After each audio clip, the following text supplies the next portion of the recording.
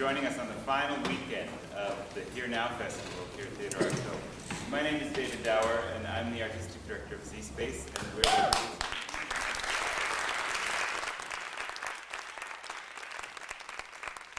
you very much. Please go ahead and take your seats. It's fine. I'm not the main attraction. So this has been an extraordinary month, and I would like to just take 2 seconds before we begin to acknowledge the work of people who have been doing 9 shows a week, 7 days a week, since we opened this festival on September 1st. Ben Volstein, the production manager, Lisa Brennan,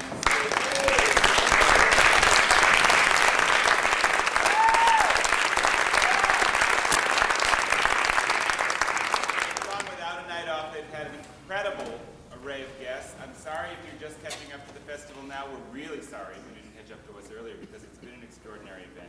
Everyone from George Lakoff to Josh Kornbluth to Jerry Quigley, we won't even go into all of it. Youth Speaks did an extraordinary thing. Tonight we're at the final performance of a truly exceptional thing. Brainchild of Nina Wise. She and I started talking months and months and months ago about what to do with our own sense of despair and how to turn that into something that we could celebrate and recover our own optimism. And Nina came up with this format. And so, if you haven't seen Nina Wise, well, you're at an extraordinary opportunity anyway. She's also joined tonight by Corey Fisher, another amazing artist in the Bay Area. And we start with Daniel Siegel. So, it's been like that all month, folks, but it's pretty great. So I'd like to introduce Nina Wise, my friend and a dear artist in the Bay Area, who I'm very honored to be presenting. And she'll catch you up to where we've been all month and then where we're going for the rest of the evening. So please welcome Nina Wise. It's a delight to have all of you here this evening. It's really, the house was very warm and full of friends, and some people have been here 6 times, some people 3 times, some people 5. It's just, you know, we had a vision that this is kind of an additive experience, and so those of you who have really taken the time to come back, we're really grateful to you. And those of you who have taken the time to come tonight, we're really grateful to you. It's really important to have people witnessing this experiment and being a part of it. And the thing about live performance is there's no way live performance can happen in the studio by yourself. It only happens in the gaze of a witnessing eye. That's when it becomes alive. And we're recording it tonight, but it's not the same. You can look at the video over and over again, and you will never repeat the experience of being here in the moment of this unfolding experience. So thank you for coming and being a part of the festival. I wanted to talk just as briefly as I can manage about what's happened so far, because it has been a kind of cumulative experience. On the first night, we had everyone or almost everyone who's going to be in the whole festival, and one of those people was George Lakoff. And it was because of a talk that George Lakoff gave David Hurd at a theater conference. Out of that talk, this festival grew, took shape. It was the seed that George planted. And what George talked about was the need to have what he called a progressive aesthetic. That if the progressive movement was to have any traction, that having an aesthetic was an aspect of that movement that had been overlooked and that was vital to the actual existence and vitality of a progressive movement. And a talk ensued about how that a progressive aesthetic wasn't just about artists going to big, like today, these wonderful and amazing demonstrations, kind of being the entertainment. They're not fringe. That artists are visionaries who are essential to the life and development and existence of the progressive movement. And then he said these things. He said the progressive movement has 4 elements that define the movement: care, responsibility, empathy, and compassion. Those are the elements of a progressive movement. It has nothing to do with blue and red and purple. Care, responsibility, empathy, and compassion. That's what people care about. And that's how, if the politics of international globalization are going to shift in a way that the species and a lot of other species survive, those are the elements of the movement. Jody Evans and Medea Benjamin came the next night. They're the founders of Code Pink. And they came fresh from Texas with Cindy Sheehan, where they were accompanying her at Camp Casey. And what they talked about was, again, all the evenings had many elements. I'm essentializing, probably not entirely in a way that gives you the whole flavor of it, but just a taste. What they talked about was how being in the presence of Cindy Sheehan was very, very transformative. Because Cindy Sheehan never intended to be an activist. All she did was have an experience of losing a child, and then she had no choice but to follow what her soul and her heart moved her to do. And because of that integrity and that passion, she was able to really vitalize a movement that was greatly in need of someone like that. Not a politician, not somebody with a sort of whole set of jargon-driven comments to make, but simply someone speaking from their heart about what is actually going on. And it really galvanized the movement. James Gordon and Michael Lerner came next. They're both doctors working in the field of complementary alternative health and the environment. They were both really extraordinary. One of the gems from that evening is Jim Gordon's been going all over the world working in war-torn places where there's a lot of hostility that's in the air and in the human dynamics, not just from the immediate generation of experience, but from generations and generations and generations. He's working in Palestine. He's working in Kosovo. And he said what happens is when you get people in small groups, extraordinary transformation occurs. That really small groups are kind of the key to social transformation right now. Randy Hayes came because Ariana Huffington had a family emergency. He's the founder of the he's the executive director of the International Forum on Globalization, and he's the founder of the Rainforest Action Network, and really kind of a cowboy. He's kind of charming and a ruffian in a way. And he was just brilliantly articulate about stories of his life, being with the Hopis, and how being with Native Americans really forged his own vision of how environmental activism can go. And now he's working with Jerry Brown in the city of Oakland to create a sustainable city. And within the next 10 years, I think it is, 30% of the food in Oakland is going to be grown on rooftops. The city's going to feed itself. 30% of the food. The percentage might even be more. It was really a great vision. Then we had a panel on environmental justice, and it was organized by Luke Cole. And again, they talked about many things that got very sort of big and international. But the story that stuck in my mind the most was that there's a little park down the street that was a vacant lot. And the head of an organization called Poder, which is a Latino organization, environmental justice organization, jumped through a ton of bureaucratic hoops. And this park that was full of junk and garbage and tires and needles and condoms, it became a community park. And now every night people gather in the park, they watch outdoor movies, they have picnics together, just right here in the neighborhood. We also found out that a lot of these artist lofts are built on like toxic waste sites. And so wash your hands when you go home. Change the laws.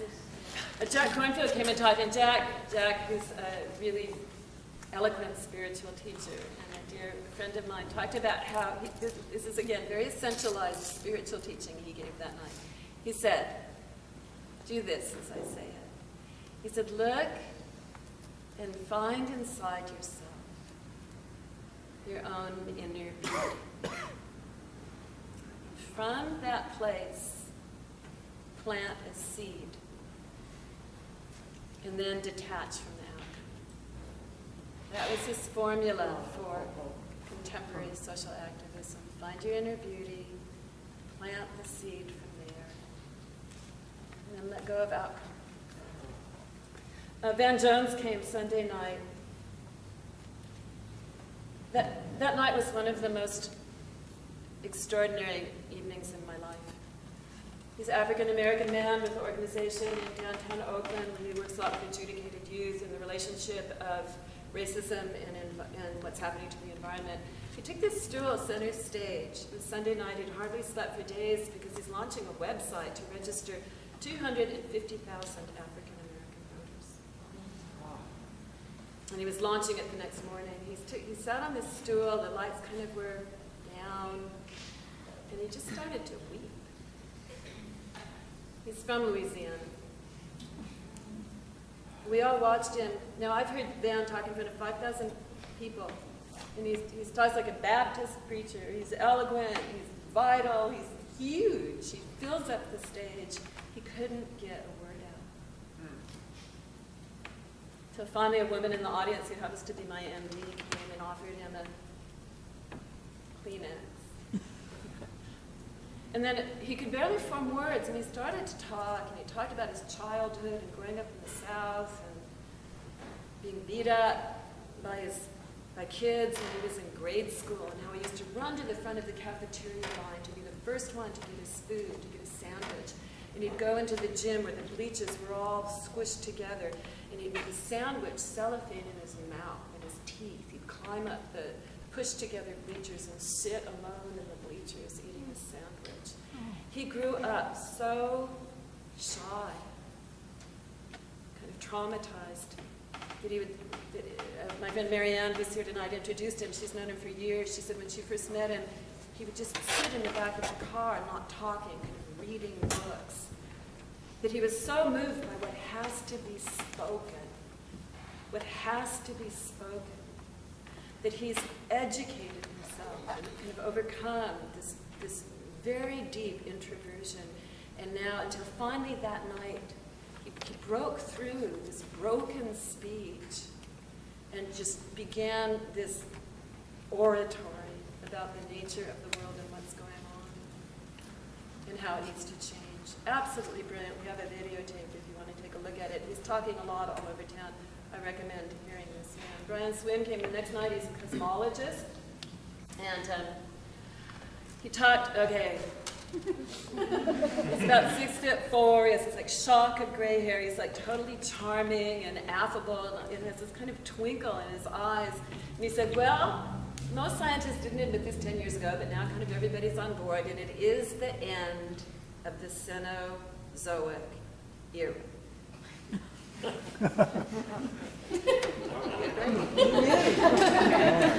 There's so much extinction going on, and we're causing it. And we're going to be the next species to go. The good news is, and then he showed this little tree shrew, who looks like a kind of little rodent that lives in a tree. And he said the tree shrew was quite dominated by all the dinosaurs, and so all it was a tree shrew. But as soon as the dinosaurs went extinct, it kind of developed and became all the mammals and human beings. So something will happen that will be creative and interesting. We have no idea what it is because we can't imagine. But it wasn't entirely bad news, and people left happy. Since it's a festival of optimistic voices. And now we have Dan Siegel. Dan Siegel doesn't know this, but he was the first person. You know, we had this idea, we're going to invite who's its and what's its, and everyone will come to our little theater in the Mission. And I called Dan, and he said yes. He was the first one to say yes, and it was because of that yes that we have the confidence to do this experiment. No one in this town understands what we're doing. Yes. We hardly do. It's been impossible to get the press to pay any attention. But he said yes, and that launched the experiment. Dan is a psychiatrist. He's on the clinical faculty of UCLA. He has a full-time psychiatric practice. He does like so many things you don't believe him after a while. But it's true. He's the head of the Center for Culture, Brain, and Development. I think I'm saying that right. And there's a new whole organization that he's been made a director of called the Mindful Awareness Research Center. And he'll talk more about that maybe. He's working on a book called Mindsight. And he's actually just, he told me this on the drive over, he's just gotten he's staying at the Gersel Park Inn in San Rafael. And he had to rent a cottage because it had enough space where he could lay out the 350, 80 pages of this book and look at all of it at the same time in order to make marks. He's really most well known for being one of the pioneering synthesizers of neuroscience. And I said, Dan, can I use the word love? And he said, well, I wouldn't, but go ahead. He calls it attachment. I call it love. Really looking at the way interpersonal relationships and love actually affects the biochemistry of the brain. So it is with a great honor that I introduce Dan Siegel. I'm really looking forward to what he has to say. Thanks.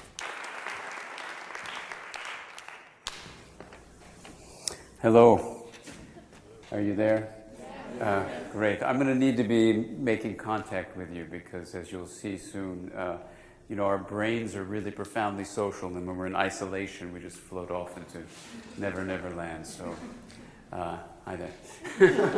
So, what I'd like to do in this time that we have together is talk to you about a number of things of which I have no idea what I'm going to say. So I'm also looking forward to what comes out here. Because what do you do when someone has a something called Here Now, a theatrical festival of optimistic voices, and they invite you to come? And actually Nina called me when we were touring Australia, and I thought, well, this is really fabulous. We need some optimistic voices, and I wanted to come hear them. She said, no, it's you. It's going to have the optimistic voice. So I said, okay, I'll do what I can. But actually, there's an incredible optimism, and what I'd like to do is sort of share with you a journey that I've been on, and I don't really know how to put it into words exactly, but it's a very amazing place I think we're coming to as a species, since we're talking about these large issues, not just individual ones, but as a species, I think we're in an amazing time in thinking about what we can do with our own awareness, what some people call consciousness, and actually alter the pathway of the Cenozoic era, that we might actually be able to change the way we do things. And I flew into San Francisco this afternoon, and when I was getting it on the bus to get a rental car, I was hearing this fellow talk to some other people on the bus, and he said the following thing. He said, I've come to realize something, that it's really not about what I'm going to accumulate in this life. It's really, I've got to think about not only my children, I've got to think about my grandchildren and all of our grandchildren. And the people around him started to say, yeah, that's the only way we're going to make it. This is in this rental car bus. But there's something afoot in our species that is, I think, very optimistic. And part of, just to go backwards from what Nina said, this idea of a mindful awareness research center, at UCLA, which is a very, straightforward academic research institution, we're really hoping to bring a heart into the center of what can be very cold science. And the Mindful Awareness Research Center is one example of, in the institute, the Semel Institute there, where we're trying to really reshape a way of bringing the objective findings of science together with the subjective nature of our human lives. And I'm participating in that because in many ways that's a journey I've been on for the last 30 years. And sometimes people say, like I'm just finishing up this manuscript for this book, Mindsight, they say, how long did it take you to write it? And I said, well, really I think I've been writing it for 30 years in my head, but it's now taken this time to actually just type it out and get it out there. So what I want to share with you is this idea of Mindsight, which is basically the way we gain insight and empathy simultaneously. And I'm going to tell you a little bit, start really the first few minutes with a personal journey, just so you can understand the context of where I'm coming from. But I do this with great trepidation, because if any of you have seen Nina before, and I've only actually seen her perform once after I had given a talk, and she had me in stitches because it was so funny, and she was making fun of me. So part of me says, why don't you just stick with the straight science, and that way you won't be vulnerable. But another part of me is saying, that's really not how life works, and take a chance. So I'll go through some things, but I'm very nervous about it. But here's, the story actually begins here in San Francisco. Any of you remember the green tortoise bus? Yeah, okay, good. So I'm riding the green, I had finished college, I had been a biochemistry major and all this stuff, and I decided to go to medical school. And I was in medical school in Boston at Harvard, and I had such a miserable time. I felt so demoralized by what was happening there at the time that I dropped out of school. And I traveled across Canada. Anyway, I made it to Seattle. And in Seattle, I saw this sign for the Green Tortoise bus heading down to San Francisco. And so I figured I saw the sign. It must be a sign I should go. So anyway, you know how that works. This is back in 1980. So I'm on this bus, and I get out, probably right near here is where I dropped this off. And I had no idea what I was going to do. And I wandered my way down the coast through Santa Cruz and down through the Big Sur area, and ultimately made it back to Los Angeles, where I spent many, many months in this kind of open kind of place of not really knowing where I would turn to, what I would do. I tried all sorts of different jobs because I wasn't enrolled in any school or anything.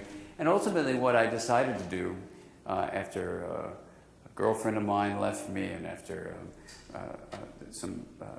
there were some people in my life, my grandfather had passed away, and all these things sort of came to a closure. I decided that I would go actually back to school and think about becoming a psychiatrist. And I had never thought about that before, but all the time when I was away, I was struggling with this idea of what in the world is going on in our minds, in my mind, and how do I blend that with my training, which was as a scientist. So when I went back to school, there was this strange time, and are any of you in the mental health field? Okay, so some people are. You probably remember that in 1980, we didn't have a diagnostic and statistical manual. At least in psychiatry, there were lots of different ways of describing what the mind was up to, what a troubled mind was about. And every different field in mental health, psychiatry, psychology, social work, all the fields of psychiatric nursing, of MFT, of family therapists, of dance therapists, art therapists, occupational therapists. There's a lot of us in our field, but there was no common vocabulary. And it was a very strange time. And when I was in the psychiatric hospitals, I was very disturbed by the people I met there. I really enjoyed being with the patients, but the psychiatrists. I mean, it was really a very disturbing time, and I thought they're really crazy. And at Harvard, there were 5 different programs. There was a program for psychoanalytic psychiatry, descriptive psychiatry, community psychiatry, biochemical psychiatry, and what else was there? There was something else which I can't think of. What's it? Therapy? Yeah, therapy. There you go. Some people do therapy. And they all hated each other. And it was very confusing. So I decided to go into pediatrics. And but when I was in pediatrics, it was a very hard time because I kept on talking to the families about what they were feeling, what the story of the family was. And it's hard to see, 5 patients an hour when you're trying to get the deep experience of everyone. So I ultimately went into psychiatry. But in psychiatry in the early 80s, it was a very, very, very painful time because in the last 30 years, the whole field of the child guidance movement had reached this place in this swing of the pendulum where, you probably remember this, people with schizophrenia were said to have developed that problem because of what? Because their mothers were giving them double binds. Or kids with autism got that because of what? Because refrigerator cold mothers, right? And so all these wrong statements were made. Maybe they were made with good intentions, but they were wrong and really painful, and they were destructive. And so the field at that time had moved away from the idea that experience could shape you. And it was actually politically incorrect, for the most part, especially in the late 80s, to talk about how experience shaped you in any way. And I found that very strange, and I found the whole diagnostic thing very odd. And so I went to child psychiatry to try to learn more about just how people develop. And ultimately, I went into a research fellowship. And when I chose my research fellowship topic, the faculty at the time said I must be out of my mind, right? And I had felt like they had lost their mind. In fact, the whole field of psychiatry seemed to have lost its mind. But my field was, I was going to try to study how the way parents treat their children shapes the way the child's memory system develops and the way they can regulate their emotions, right? And people might my advisor said to me, you're not going to get any pharmaceutical company to pay you money to do that, or give you a grant, or you'll never get tenure because that's really not what we're doing now. I remember looking at them and thinking, here's another example of when you go on one road and I had to get off the road. I just said, well, then I won't get tenure. That's all. I just won't do that. So I ended up doing that research fellowship through National Institute of Mental Health, and it was really incredibly exciting.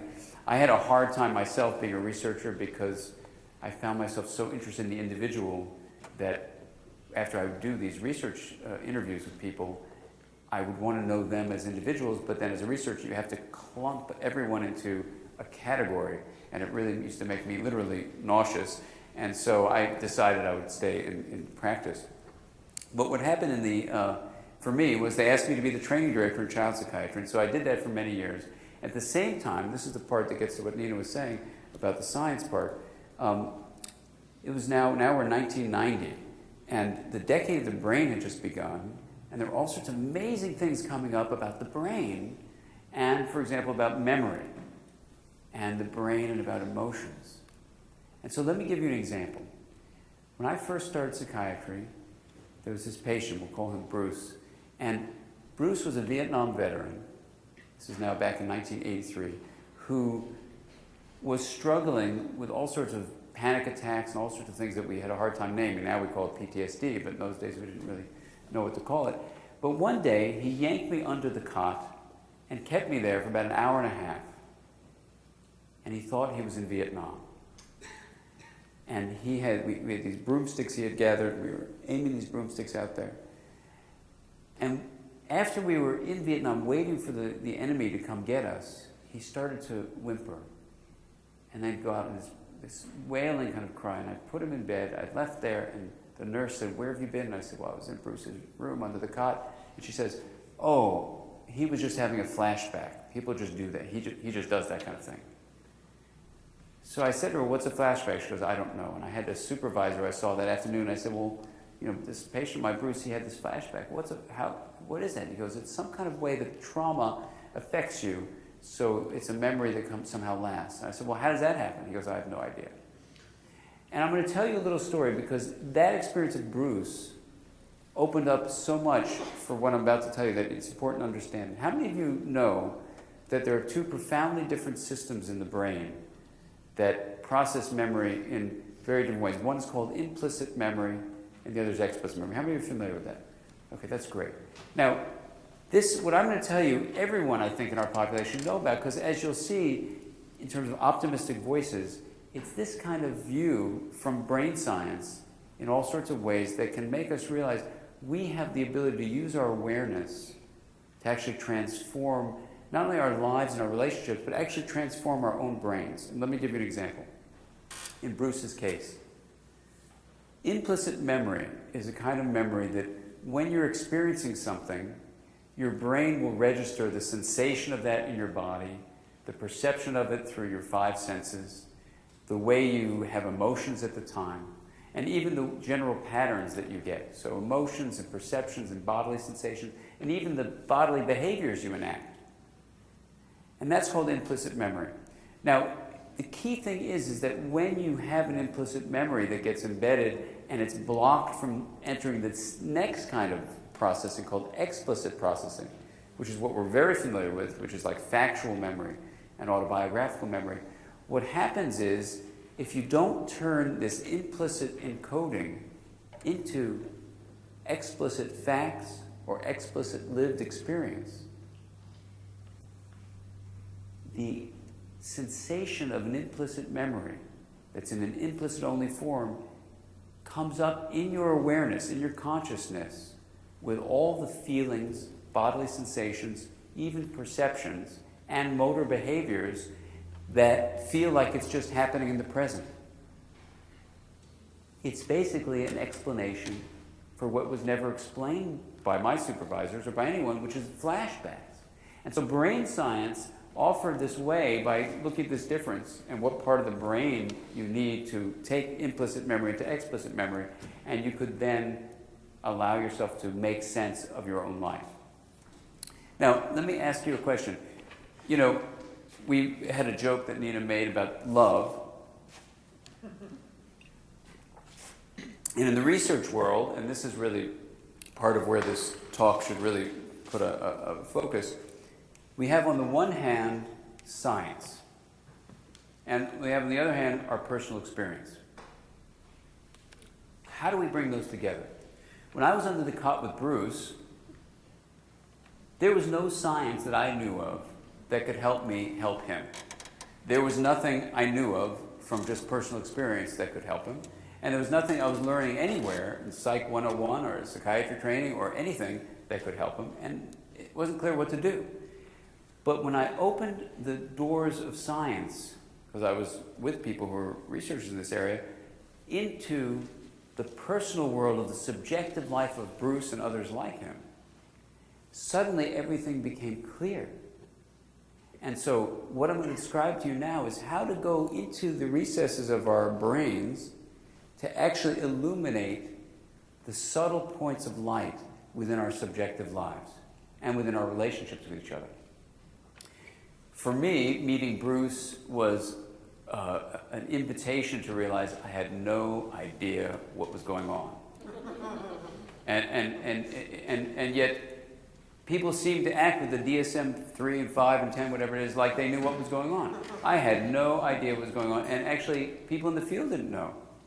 So, when I was a training director, I tried to put things together. I ultimately left the university on the full-time position there and went into practice, as Nina mentioned, and I found myself continually trying to put together what I knew from science, because I'm trained as a scientist, with now what I was learning in the subjective area of people's lives. So let me give you a little example. Back in the mid-'80s, a professor here in the Bay Area at Berkeley, Mary Main, had discovered an amazing fact. An amazing fact. And how many of you know about the field of attachment? Okay, so it's the same people, it's probably all the mental health people in the world. Okay, let me just back up, because it's not the majority of us by any means. So here's the story. In the field of psychology, they wanted to study children, and in the field of child psychology, they wanted to study development.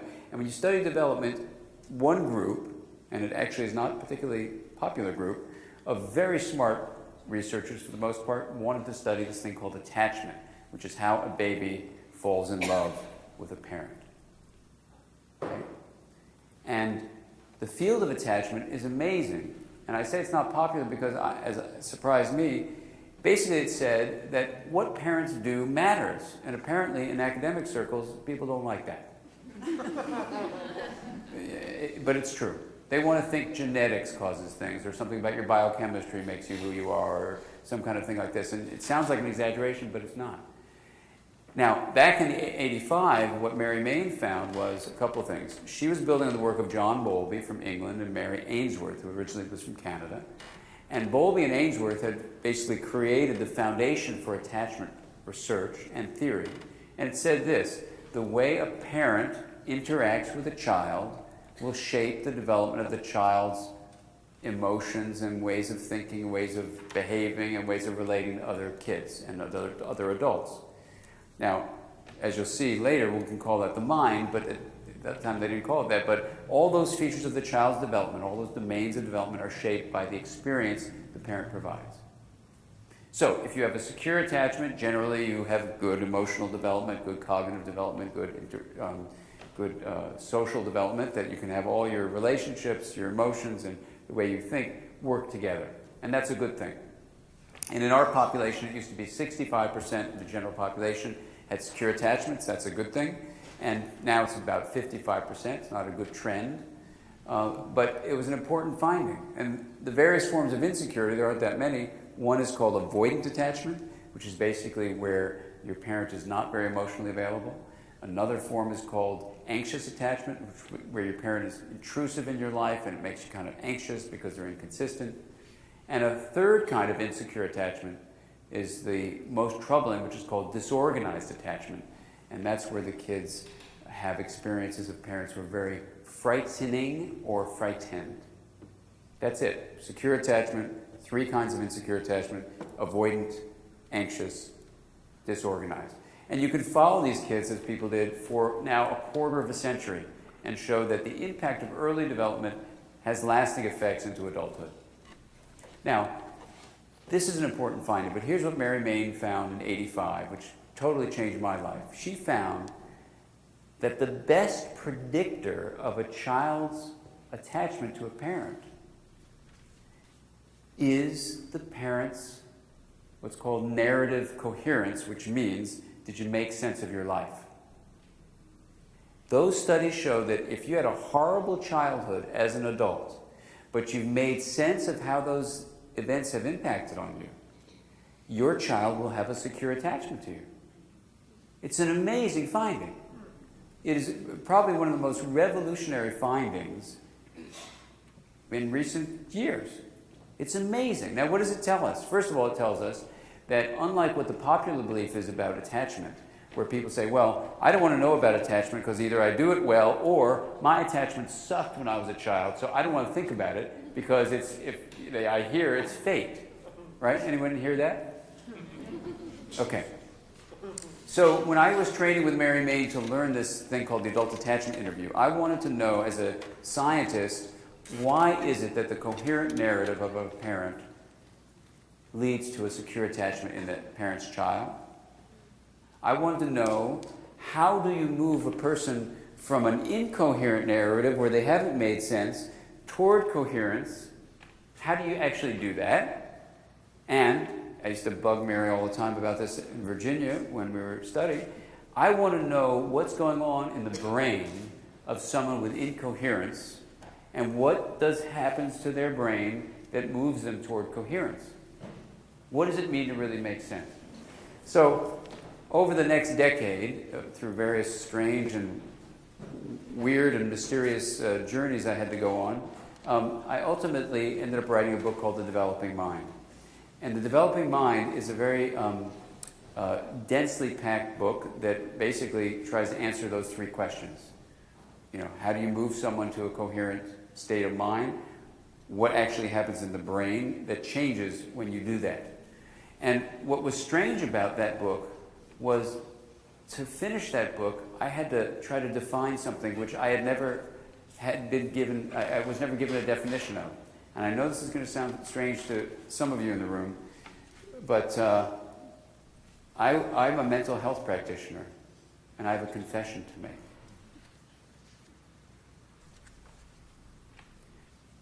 I never had any training in mental health.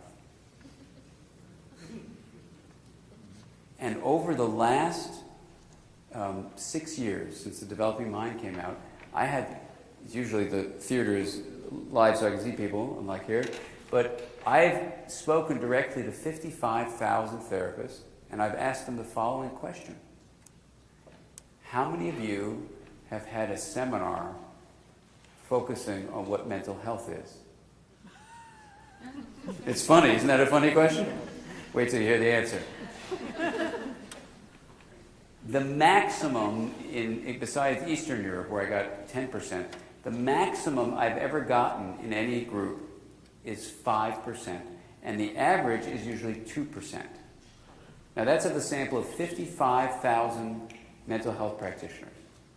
Now you could say, well, yeah, Dan, they're going to your lecture, so of course they don't know anything about that. That's why they're going, because they've never had. But the fact is, it's true all around. Now that means 98% of us, me included, have never had any training in what we're practicing, which is very strange, and I'm probably never going to be talked to by the mental health practitioner in the room, but the fact is we don't have to be in such darkness anymore. So in writing The Developing Mind, I had to wrestle with this idea, since I had never been given the definition, of how do you define mental health? And this attachment business I'm telling you about was, for me, a doorway to it. So follow this reasoning, if you will, and you may say, this is a good example of a lack of mental health. But here's the question. Patients in therapy come because they're suffering from something. Forget the DSM. Let's just talk about the simplest thing. They're suffering. And a patient, which is the derivation of that is someone who suffers, comes to a clinician, someone who's going to help teach them ways to deal with their suffering, in order to help them deal with this. Now, what started to become clear was that patients could suffer in ways which were very constricting. So they were repeating things over and over again. They're very tight. Their lives were very clamped down. Or they were very chaotic and out of control, like Bruce when he had his flashback. And whether they're having like obsessions that go over and over again, or intrusive feelings or memories, these were two poles that were away from some central state of things being coherent. So in trying to make sense of just those two poles, you had the person here who was in complexity theory, or no? The person wasn't here? No, okay. But how many of you are familiar with complexity theory? Okay, so a couple of people. Well, in trying to finish the developing mind and trying to ask this question, why is it that these two poles of, on the one hand, rigidity, on the other hand, chaos, seem to be existing? Why is that the case? And why is it the case that someone who has an incoherent narrative is not able to provide secure attachment, whereas someone who has a coherent narrative, even if they've had a really, really painful childhood filled with suffering, if they move their mind toward coherence, they can do really well and promote mental health in their child. Why is that? How does that happen? Does that sound like a question worth asking? Well, I don't know. No. I thought it was worth asking too. So this business of these poles was like that. So where do you go with it? Well, late one night, I came across this complexity theory business. And complexity theory is a mathematical probability theory that basically says that a system of hierarchical components that are capable of chaotic behavior, that's an open system. So it's not like the whole universe, but it's actually an open system. It has something which is called a self-organizational process that pushes it towards something called complexity. Now, it's going to sound really strange abstractly, and I don't want it to, so let me give you an example. And I guess we could do this. Maybe, any of you who've ever heard my lectures, you know the choir thing? Mm-hmm. Should we do it? Yeah. Yes. Nita, do you mind? It'll take just a minute. Okay. Who sings in a choir? Okay, who would be willing to be taped for being on a choir? Okay, good. So come on up here. All right, come up to maybe right here. Well, you're going to be out of the light, so that's no good. Why don't you come up here? Let's just do it. Yeah, step on the stone, the original stepping stone. Oh boy, look at this. This is beautiful. Thank you. Okay. First of all, I want to thank you for volunteering. Now, I'm getting a hoarse voice. Can you finish the talk? Okay, so we're going to demonstrate just... Oh, beautiful. Thank you, sweetie. That's great. Welcome. Hi. Come on over. Oh, this is wonderful. Great. Thanks. Come on. Okay, so we're going to do 3 sets of stuff just to give you the feeling, because it's really about feelings and integrating to ourselves about this whole business. So the first thing we're going to do is we're going to pick a note, and maybe Donna, you can pick a note, and when I raise my hands, you'll sing it the same way, and then when I lower my hands, you'll just stop. Okay, so let's start with a note. You ready? 1, 2, 3.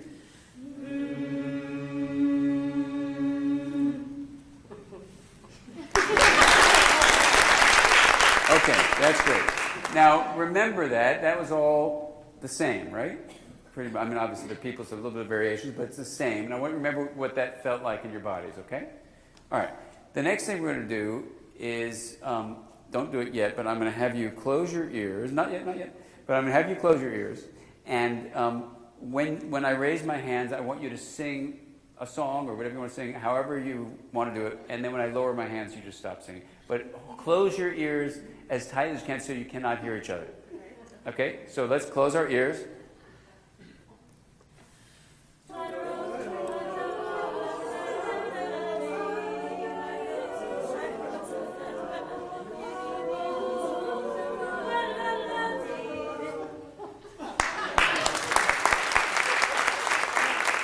Beautiful, beautiful. Okay, and then for the final one, now remember how that felt, right? What would you call that?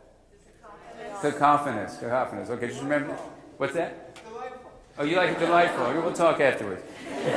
So, familiar. Okay, now let's pick a song, and pick a song that you like to sing with each other. Amazing Grace, okay. All right, you ready? Okay. 1, 2, 3. Amazing grace, how sweet the sound that saved a wretch like me.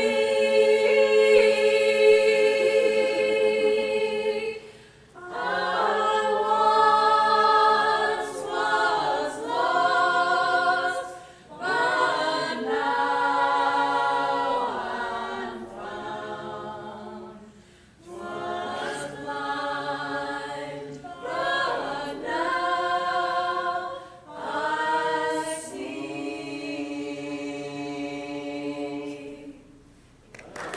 Wow. Beautiful, beautiful. Thank you. Now, how did that sound? Nice, nice. Harmonious. That was beautiful, beautiful. Let's hear it for our San Francisco singers. Thank you, thank you, thank you. So come on down, and we'll talk about that in just a moment. Watch your step on the step. Thank you very much. That was absolutely beautiful. Thank you. Thank you for volunteering. That was nice. Thank you. Okay. So, for the singers, when we heard them singing the same note in the same way, just from a chaos and complexity theory point of view, that would be called sameness or rigidity. It would be totally predictable, right? And that's on this pole over here. And we jump over here and we talk about when the singers had their ears closed. That would be an example where instead of everyone aligning themselves and not differentiating themselves, they are now totally differentiating themselves without any kind of alignment. And that produces, in this case, cacophony. Now, for some, it's exciting because you never know. It's totally unpredictable. But in general, it can feel quite anxiety-producing for some people, for many of us. Now, here, with the singing in harmony, you have a very different state. Here you have literally a harmonious state, which is created, and here's the key thing from complexity theory, that when you combine the elements of a system becoming differentiated, that has been unique and autonomous and being able to find their own grounding, and you combine that differentiation with a connected process that links them together, then you have a very integrated state. And this is what complexity theory tells us. That an integrated state is moving toward maximal complexity, which means that it has 5 features to it. It's flexible, it's adaptive, it's coherent, there's that word, it's energizing, and it's stable. Now, if you notice those 5 things, and this is sort of extracting from the math of it, they spell faces. So, flexible, adaptive, coherent, energized, and stable. So one way to define mental health, if you will, is that a system, whether it's a brain, which we're going to talk about tonight, or a couple, or a family, or a community, or a society, that enables the components of that system to be both differentiated and linked, that becomes an integrated system. And when, for example, you have an integrated brain, I'm going to propose to you, you develop a coherent mind. And ultimately, that produces empathic relationships. And so what I'm going to propose to you now is that these 3 things, integrated brain, coherent mind, empathic relationships, are actually 3 sides of one reality. And when you start putting your mind around that, amazing things start happening, if you're a therapist, on what you do to promote differentiation and connection so that you're promoting integration. It's also a definition, finally for our field, of mental health. That whether you're working with families, couples, individuals, or a school or anything like that, you now have a way to move toward this coherent state. Let me give you an example of what that can look like. In people who have children who have avoidant attachments, when you dive into their narratives, this is what it looks like. This is 20% of the U.S. population. You say, this narrative basically says, what do you remember about your childhood? Because the adult attachment interview is all about how a person's made sense of how their childhood has impacted on them now as an adult. So in this 20% group, what you find when they interact with their kids is that if let's say I'm the father, and I have a child who's avoidantly attached to me, you're going to find I'm not very available emotionally to my child, that I don't really pick up my child's nonverbal signals, that you can say the formal term is I don't offer contingent communication. That is, I don't pick up the signal, I can't make sense of it or I don't, and I don't respond in a timely and effective way. Contingency is like from The Graduate. Remember the movie The Graduate when the guy says plastics? Contingency is like that. Contingency is the central feature across all of our cultures. I'm at the Center for Culture, Brain Development. I don't run it, but I'm one of the 6 people that do. And in the Center for Culture, Brain Development, we're always looking for the universals across every culture that's been studied on this planet. And contingency is one of those things. Contingency is seeing a signal, making sense of it, responding to it. So in this case, you don't see me offering contingent communication. My child develops an avoidant attachment because she doesn't get that she's going to be inside of my mind. She doesn't feel felt by me. Hers is a very lonely experience because she feels like hers is just an isolated life. And so she has a disconnected self that develops. Now let's get into my head. 20% of the population. You asked me the question, well, Dan, listen, what do you remember about your childhood? And tell me about your family. I say, well, my family was fine. Everything was good. Tell me about your relationship with your mother and your father. Well, my mother was the PTA president, and she was a very organized person. And tell me about your relationship with your father. Notice the question is relationship. And I say, well, my father was a perfectionist, and he was an excellent administrator at the law firm where he worked. Now, what did I say about relationships? Nothing. And then I say, you go through the questions, tell me about any times you were frightened as a child, like when you were separated. I say, I don't remember, I don't remember, I don't remember, I don't remember. And then you say to me, well, how do you think all these things that we're talking about today impacted on your life as an adult? And then I say, well, they didn't. What's the next question? Now, it's 20% in the non-clinical population in the United States. I didn't say that was the population in academics. So sometimes I run across people who will say things like this. Some of them even have Nobel Prizes. They'll say 100% of how you turn out is due to your genes. That it's irrelevant what parents do to you. It has no impact because we know the brain is shaped only by genetics. A Nobel Prize winning guy said that to me. Said that to a group full of parents. There are other endowed professorships of people who say the same thing. We know because, in fact, the person who proved it got a Nobel Prize also in 2000, Eric Kandel, experience shapes your brain. So here's the deal. Here's the deal I want to tell you about. Let's start with me, this guy with an avoidantly attached child. My narrative that I just told you about would be called dismissing. Now, because this is something I've been working with for 15 years, I've had the opportunity over these years to try out different techniques for taking a person with a dismissing attachment status and working with them in psychotherapy. Now, this person, of course, never comes of their own accord. Right. Why would they come? But they usually come because there's a crisis going on because their spouse is realizing they're living with an emotionally barren relationship. So here's what I found works, but I never would have known how to do it if I didn't know about the brain. You tell me what's going on in my brain. I'm telling you I don't remember my childhood. Now, what does that mean? Was I traumatized and I'm having this repression of memory or something like that? As far as we can tell, no. What does it mean? What's that?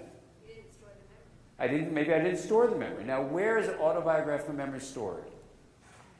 Turns out that autobiographical memory is stored primarily, in fact, almost exclusively, but as a scientist you always say things like, it's like a lawyer, primarily.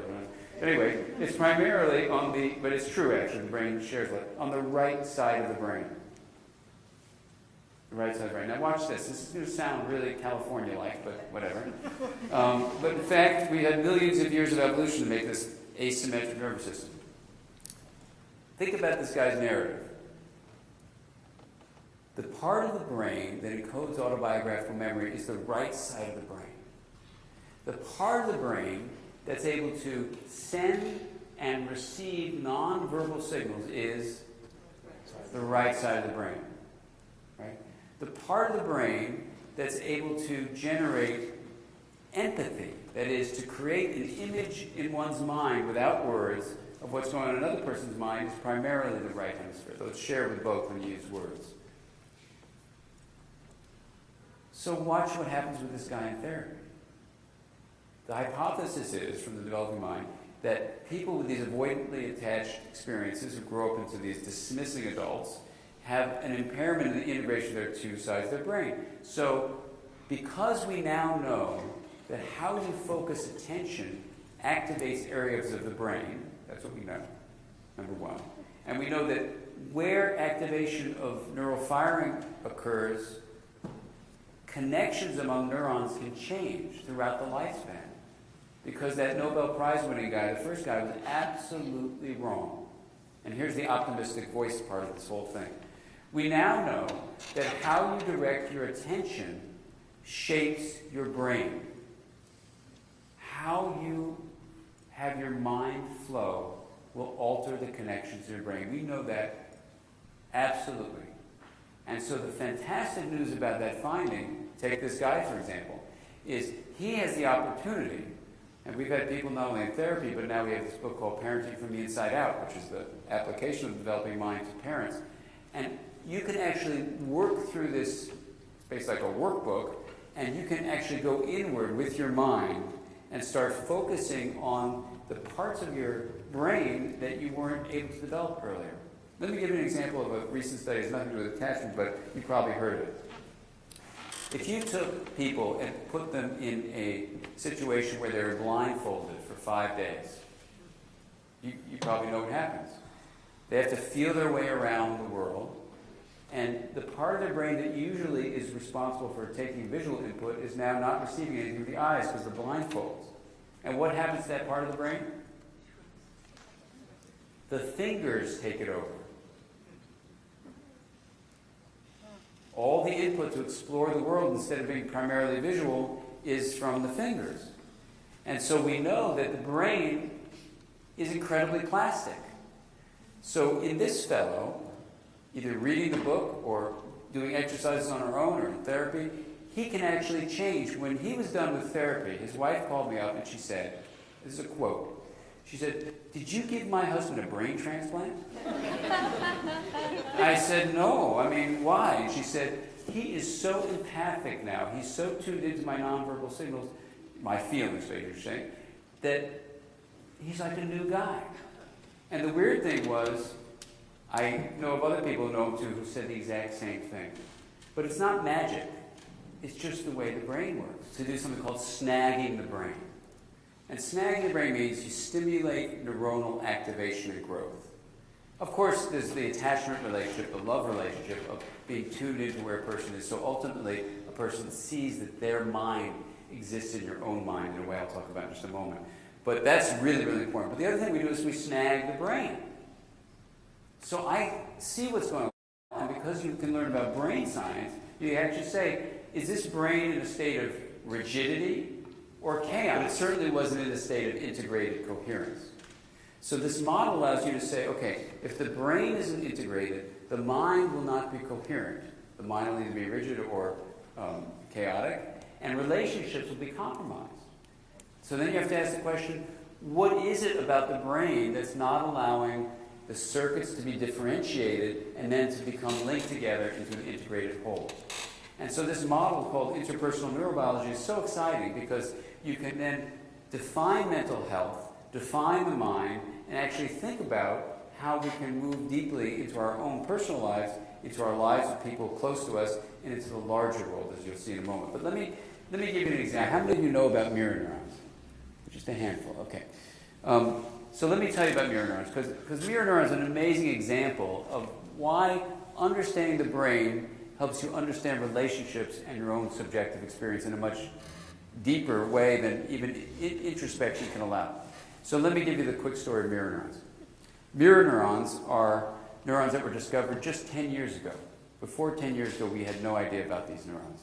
And they were discovered, like many things, serendipitously. It was by accident. Okay? And basically, some Italian brain scientists had a single electrode in a single neuron in the motor part of the monkey's brain. And just to give you a quick and dirty overview of the brain real quickly, if you put your thumb in the middle, put your hand over your fingers over your thumb like that, that's a pretty good model of the brain, where you probably are familiar with this. Your spinal cord would be here. This is where your face would be.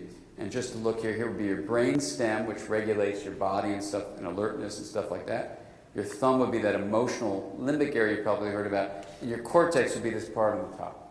And in humans, we've evolved this huge frontal area, which would be from your second knuckles down, and especially your prefrontal area, we'll talk about in a moment, which is these last knuckles down to your fingernails.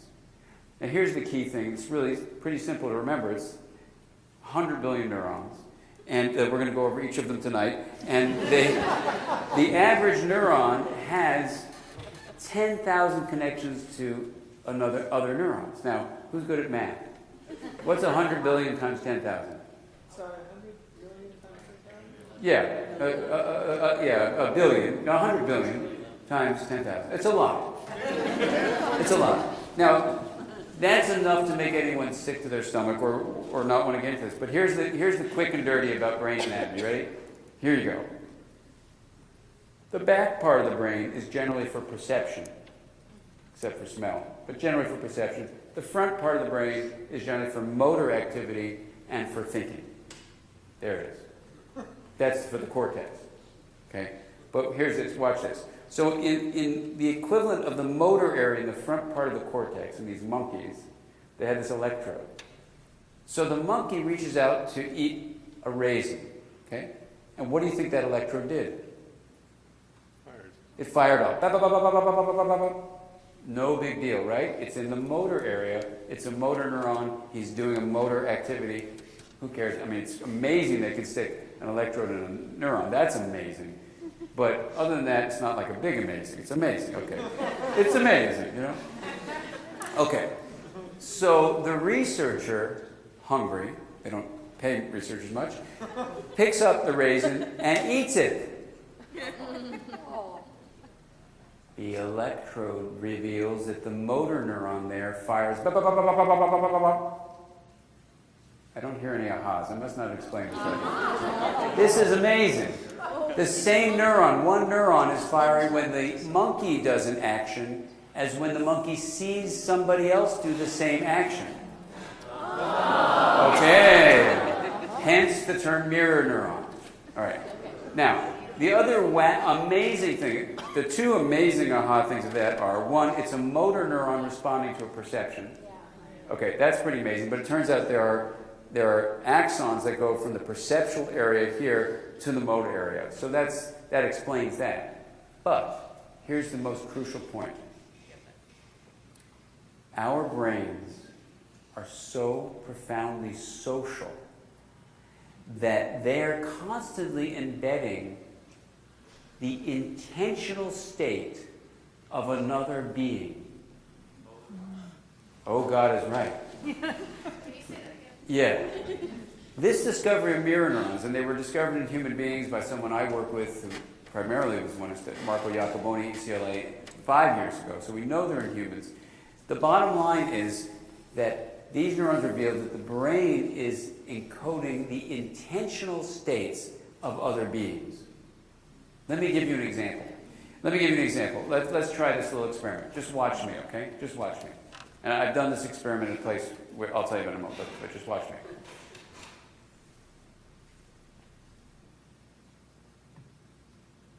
Okay, anybody get anything off that? No. Not much. All right, now watch this. You ready?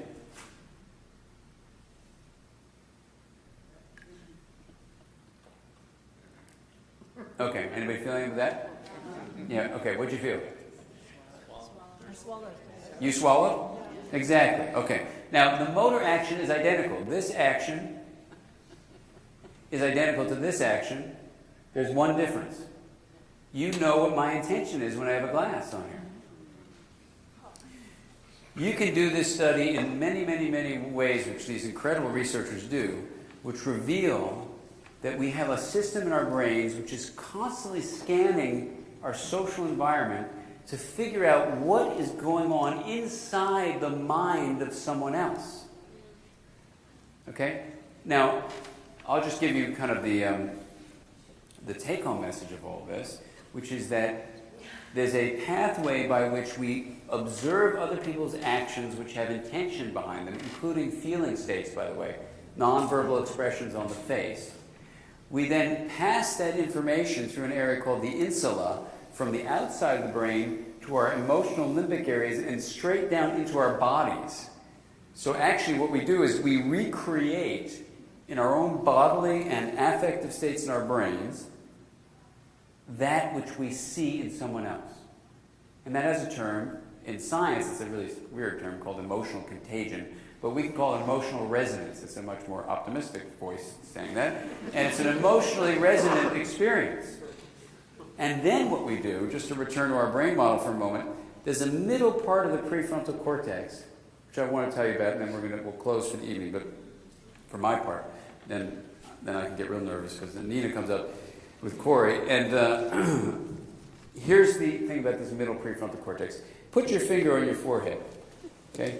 Right behind your forehead and behind your eyes, there's an area there called the middle, well, I call it the middle prefrontal cortex. There's actually 3 major areas there, but we'll just call it the middle prefrontal region.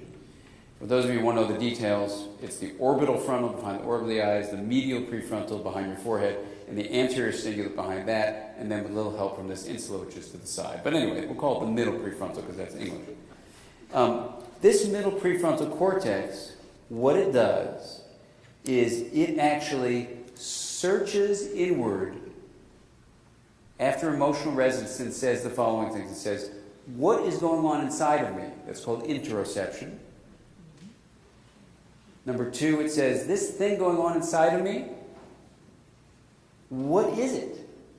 It doesn't mean I'm angry, sad, am I going to drink some water, what am I going to do? And then the final thing is, it then attributes it to someone else. Now, here's the amazing thing. George Lakoff talked about 4 things. Let me see if I can remember them. 1 was responsibility. 1 was caring. 1 was empathy, and 1 was compassion. Did I get it right? Okay. Those are all middle prefrontal functions. And you may think I'm crazy, and sometimes I think I am too, but there is an amazing convergence of findings. For example, I'm going to give you a list.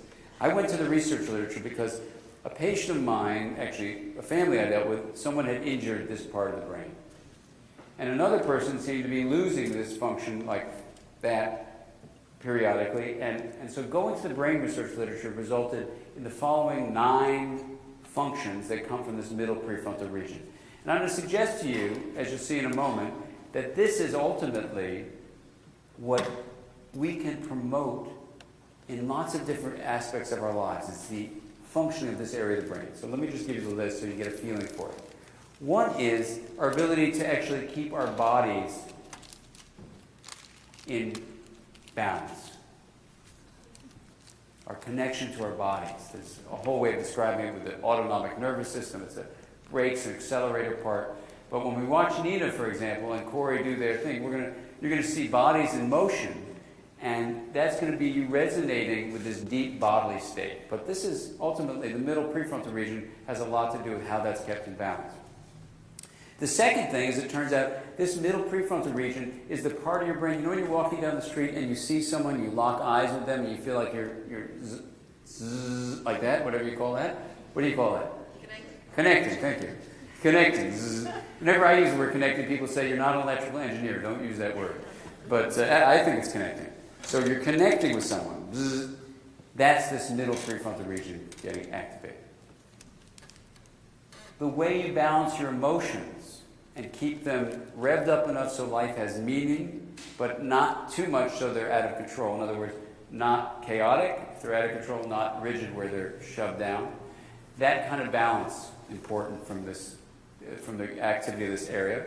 A fourth thing that you do is something called being flexible in your responses, not being just stuck in one pattern, but actually taking in lots of different considerations, pausing before you act. It's very much about being mindful and receptive, and then choosing your pathway. It's the opposite of a knee-jerk response. Instead of just going on automatic pilot, you're actually pausing before you act. A fifth thing that you can do with this area of the brain is empathy, like we were talking about. Actually having an image in your mind of another person's mind. That's part of what I call this Mindsight business. A sixth thing that it does is it allows you to have, this may blow your mind, but it's something the scientific term is called autonoetic consciousness, which just in English means self-knowing awareness. It's the gateway to that autobiographical narrative. And the seventh thing is it helps you extinguish your fears. And eighth is it puts you in touch with your intuition.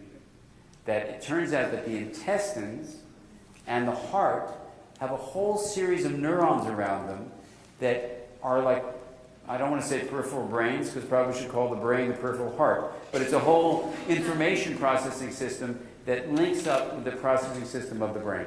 So we won't play favorites, we'll just call it all part of this information processing. And that when we pay attention to that, we're using this middle prefrontal region. And then here's the ninth one, and this one blows my mind, but it has to do with morality. That idea of choosing to do things. Think about that list of 9. Now, how many of you would like to have most of those things in your own life? Let me see. Yeah, okay. Now, how many of you, especially if you have children, have ever lost some of those 9 functions temporarily? Right, let me see. Okay, me too.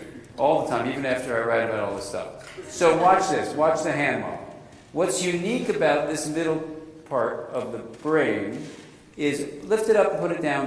What do you notice is unique about the position of these middle 2 fingernails? Try it out in your own model of the brain. What do you notice is unique about it?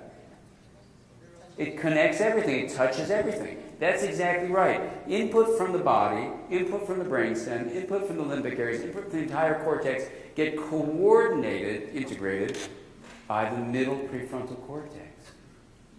Now let's think back to our San Francisco singers back here. What did you notice when they were singing in harmony? Joy. Joy. What else? How did it feel?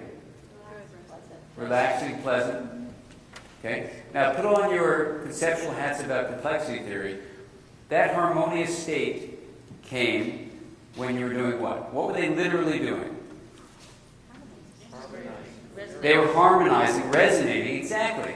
Some of the singers they were following the same kind of line, but some would sing in one, I'm not a singer, so I can't tell you what would be called, one pitch, and then the other pitch, and that's was creating harmony. And what you saw was differentiated singers connecting with each other, which is called an integrated state. That state of a harmonious singing experience, what I'm going to suggest to you, is the same thing that this middle prefrontal region does with your mind. An integrated brain is created throughout the brain, but this is one area we're focusing on tonight. This middle prefrontal region is the ultimate integrator of the brain. Now watch this. Secure attachment, it turns out, just independently, 7 of those 9 have been proven, 2 have just not been studied, the last 2. Effective psychotherapy. Those are some of the things that therapists want to have their clients and their patients achieve. Mindful awareness, the practice of mindfulness meditation promotes many of those things. In fact, that's the process of living mindfully. So it's not up there, but the idea of a here now conference. We're now learning, just unfolding, that being in the present moment involves a way of deepening your capacity for flexibility, for keeping your body in balance, for being tuned into other people. It's actually the essence of secure attachment. So if you look at parenting from the inside out, our first principle in that book is mindfulness. If you look at mindful practice, you see these results. What my proposal is to you is to say that all of these practices, effective psychotherapy, secure attachment, mindful living, share in common these 9, not by coincidence, but because ultimately they're all about integration. Now, we can look at the middle prefrontal cortex and say, isn't that interesting? The mind is riding on those integrated fibers and all that. But here's what I want to close with, is this one sentiment. And this is the part of my journey that I really don't understand. And I'm open to learning from what Corey and Nina will help us learn about. You know, when I started this whole journey, it was to try to liberate myself from the confines of, on the one hand, being trained as a scientist and finding medical school very, very disillusioning, and not finding a place to integrate objectivity and subjectivity. And when I went on this journey with the green tortoise and found my way back down here, it just seemed like there ought to be a way to bring it all together. But since publishing The Developing Mind, there have been things that have happened that I just cannot explain.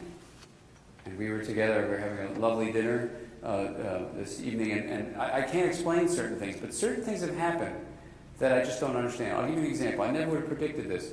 But after The Developing Mind was published, I had the opportunity to, now, I went to the Vatican. The Pope wanted to know about why a relationship is so important in the child's life. And just like Al in many ways, he also had a death early on, and he wanted to know, why was it that the only thing he remembers about his mother was her gaze, right?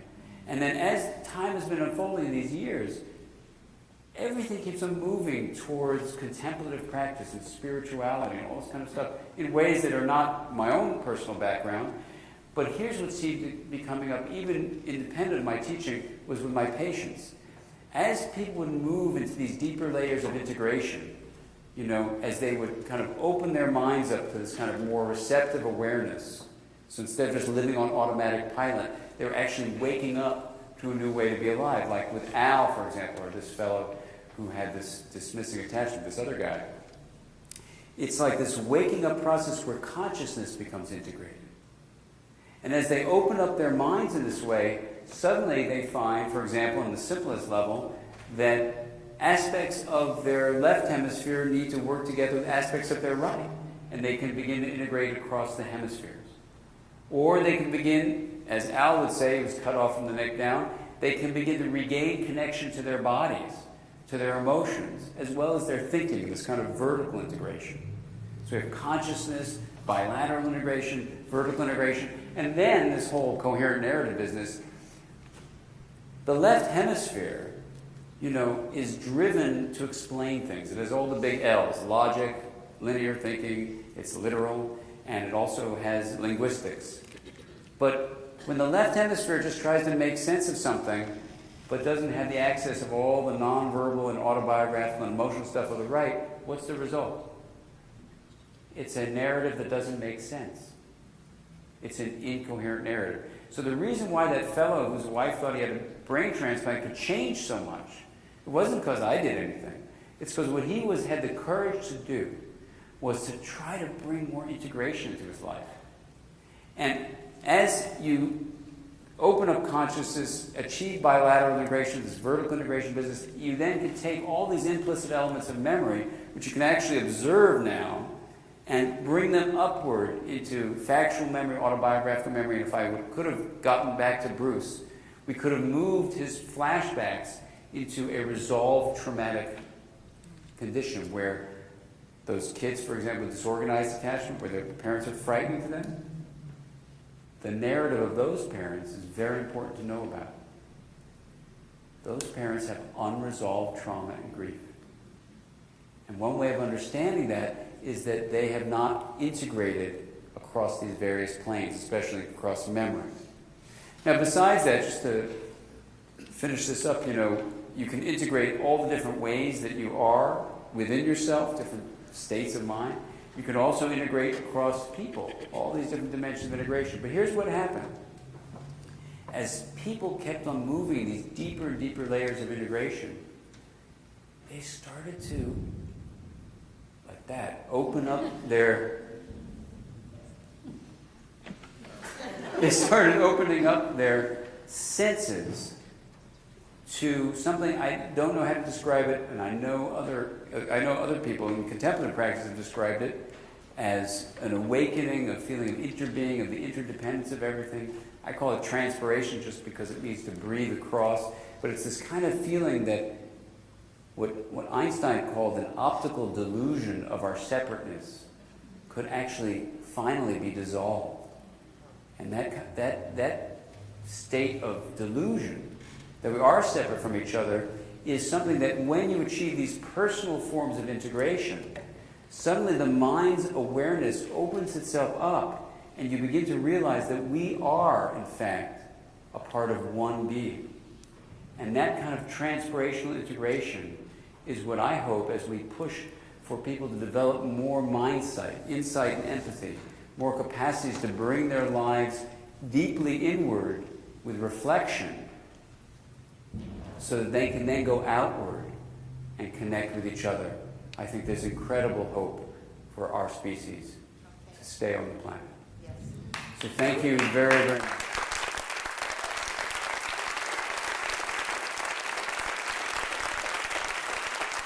Thank you.